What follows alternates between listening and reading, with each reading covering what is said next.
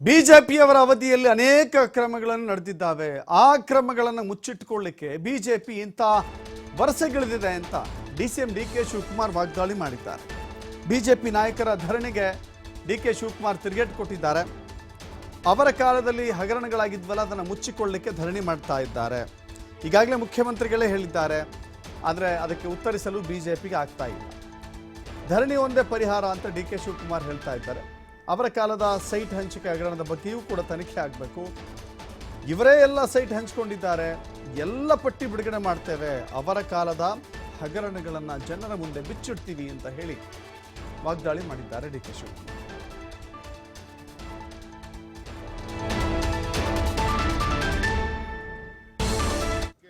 ಹಗರಣಗಳನ್ನ ದಾಖಲೆ ಮಾಡ್ತಾ ಇದ್ದಾರೆ, ಇದನ್ನ ರಾತ್ರಿ ಮಾಡ್ತಾ ಇದ್ದಾರೆ ಅಂದ್ರೆ ನಾವು ಅವರ ಕಾಲದಲ್ಲಿ ಏನೇನ್ ಮಾಡಿದ್ರು ಅದೆಲ್ಲ ಮುಖ್ಯಮಂತ್ರಿಗಳು ಬಿಚ್ಚಿಟ್ರು. ಮುಖ್ಯಮಂತ್ರಿಗಳಿಗೆ ಉತ್ತರ ಕೊಡಕ್ಕೆ ಅವ್ರು ಬಿಡಲಿಲ್ಲ. ನಾವು ಚರ್ಚೆ ಮಾಡಕ್ಕೆ ಒಂದು ಅವಕಾಶ ಮಾಡಿಕೊಟ್ಟಿದ್ದೋ, ಚರ್ಚೆ ಮಾಡೋಣ, ಉತ್ತರ ಕೊಡೋಣ ಅಂತೇಳಿ. ಅವ್ರು ಏನೇನು ಬೇಕೋ ಹೇಳಿದ್ರು, ನಾವು ಹೇಳಕ್ಕೆ ಅವರು ಬಿಡಲಿಲ್ಲ. ಅದಕ್ಕೆ ನಾವು ಅವರ ರಿಟರ್ನ್ ಸ್ಟೇಟ್ಮೆಂಟು ಮತ್ತು ಮುಖ್ಯಮಂತ್ರಿಗಳು ಎಲ್ಲ ವಿಚಾರಗಳು ಕೂಡ ಅವರ ಕಾಲದ ಏನೇನಾಗಿದೆ ಅವೆಲ್ಲ ಬಚ್ಚಿಟ್ಟಿದ್ರು. ಯಾವ ಹಗರಣ ಮಾಡಿಲ್ಲ, ಅದಕ್ಕೆಲ್ಲ ತನಿಖೆ ಆದೇಶ ಮಾಡ್ದೋ.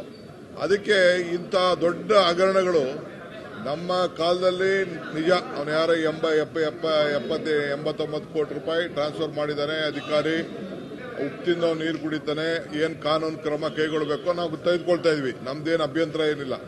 ಸೊ ಅವ್ರದ್ದೆಲ್ಲ ಇತ್ತಲ್ಲ, ಅದನ್ನ ಮುಚ್ಚಕ್ಕೋಸ್ಕರ ನಮ್ದೆಲ್ಲ ಈಚೆ ಬಂದ್ಬಿಡ್ತದೆ ಅಂತೇಳಿ ಇವತ್ತು ಮಾಡ್ತಾ ಇದ್ದಾರೆ. ಈಗಾಯ್ತು, ನಾವು ಹೇಳಿದ್ವಿ, ಈಗ ಸೈಟ್ ವಿಚಾರ ಕೂತವ್ರೆ, ನಾವು ಅವ್ರ ಕಾಲದೆಲ್ಲ ಸೇರಿ ತಗ್ಗಿತಾ ಇದೀವಿ.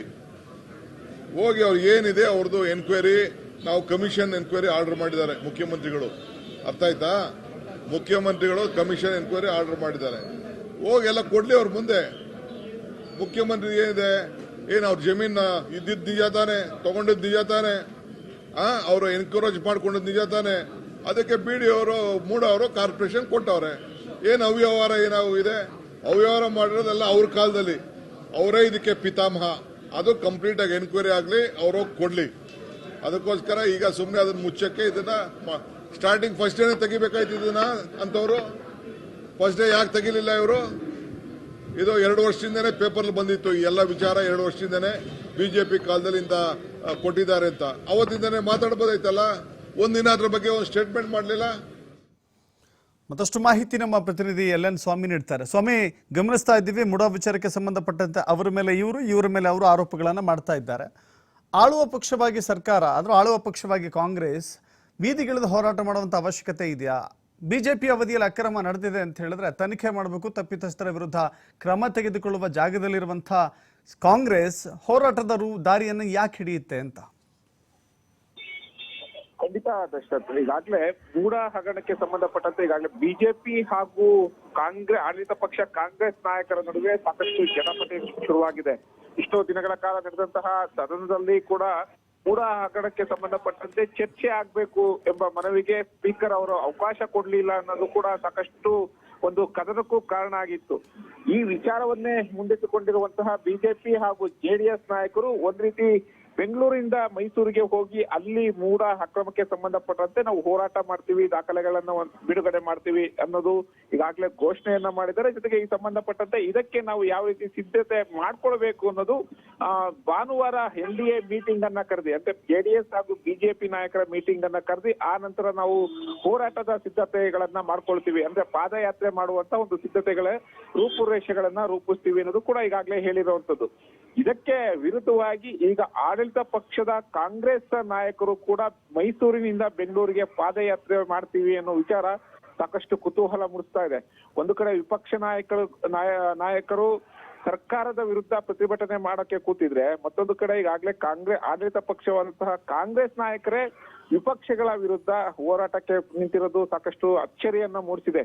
ಯಾಕಂದ್ರೆ ಈಗಾಗಲೇ ಇಡಿ ಅಧಿಕಾರಿಗಳ ವಿರುದ್ಧ ಬಲವಂತವಾಗಿ ನಮ್ಮ ಮೇಲೆ ಕೇಸ್ ಹಾಕ್ಲಿಕ್ಕೆ CM ಹಾಗೂ DCM ಅವರ ಹೆಸರು ಹೇಳೋದಕ್ಕೆ ಒತ್ತಡ ಆಗ್ತಾ ಇದ್ದಾರೆ ಎಂಬ ದೂರು ದಾಖಲಾಗಿದೆ. ಈ ಹಿನ್ನೆಲೆಯಲ್ಲಿ ಕಾಂಗ್ರೆಸ್ ನಾಯಕರು ಈಗಾಗಲೇ ಕೇಂದ್ರ ಸರ್ಕಾರ ಹಾಗೂ ಇಡಿ ಅಧಿಕಾರಿಗಳ ವಿರುದ್ಧ ಪ್ರತಿಭಟನೆಯನ್ನು ಕೂಡ ಮಾಡಿದ್ರು. ಆದ್ರೆ ಈಗ ವಿಪಕ್ಷಗಳ ಆರೋಪ ಮಾಡ್ತಾ ಇದೆ, ಪ್ರತಿಭಟನೆ ಮಾಡಕ್ಕೆ ಮುಂದಾಗ್ತಾ ಇದೆ. ಆದ್ರೆ ಇದಕ್ಕೆ ಕೌಂಟರ್ ಕೊಡೋದಕ್ಕೆ ಕಾಂಗ್ರೆಸ್ ನಾಯಕರು ಪಾದಯಾತ್ರೆಗೆ ಮುಂದಾಗ್ತಾ ಇರೋದು ಎಷ್ಟರ ಮಟ್ಟಿಗೆ ಸರಿ ಅನ್ನೋದು ರಾಜಕೀಯ ವಲಯದಲ್ಲಿ ಸದ್ಯ ಚರ್ಚೆ ಆಗ್ತಾ ಇರುವಂತದ್ದು. ಮೈಸೂರಿನಿಂದ ಬೆಂಗಳೂರಿಗೆ ಅಂದ್ರೆ ಮೂಡ ಹಗರಣಕ್ಕೆ ಮೂಡ ಹಗರಣದಲ್ಲಿ ಬಿಜೆಪಿ ಜೆಡಿಎಸ್ ನಾಯಕರು ಇದ್ದಾರೆ, ಅವ್ರಿಗೂ ಕೂಡ ಇದ್ರ ಪಾಲಿದೆ. ಹಾಗಾಗಿ ಅವರ ಒಂದು ದಾಖಲಾತಿಗಳನ್ನ ನಾವು ಬಿಡುಗಡೆ ಮಾಡುವಂತ ಅದಕ್ಕಾಗಿ ನಾವು ಪಾದಯಾತ್ರೆಯನ್ನ ಮಾಡಿ ಬಿಜೆಪಿ ಹಾಗೂ ಜೆಡಿಎಸ್ ನಾಯಕರ ಹಗರಣಗಳನ್ನ ಬಯಲಿಗೆಳಿತೀವಿ ಎಂಬ ಎಚ್ಚರಿಕೆಯನ್ನ ಪರೋಕ್ಷವಾಗಿ ಈಗ ರವಾನಿಸಿರುವಂತದ್ದು. ಹಾಗಾಗಿ ಒಂದು ಕಡೆ ವಿಪಕ್ಷಗಳ ವಿರುದ್ಧ ಕಾಂಗ್ರೆಸ್ ನಾಯಕರ ಪಾದಯಾತ್ರೆ ಎಷ್ಟರ ಮಟ್ಟಿಗೆ ವರ್ಕೌಟ್ ಆಗುತ್ತೆ, ಯಾವ ದಾಖಲೆಗಳನ್ನ ಬಿಡುಗಡೆ ಮಾಡ್ತಾರೆ ಅನ್ನೋದು ಕೂಡ ಸಾಕಷ್ಟು ಕುತೂಹಲ ಮೂಡಿಸಿರುವಂತದ್ದು. Darshan, thank you Swami.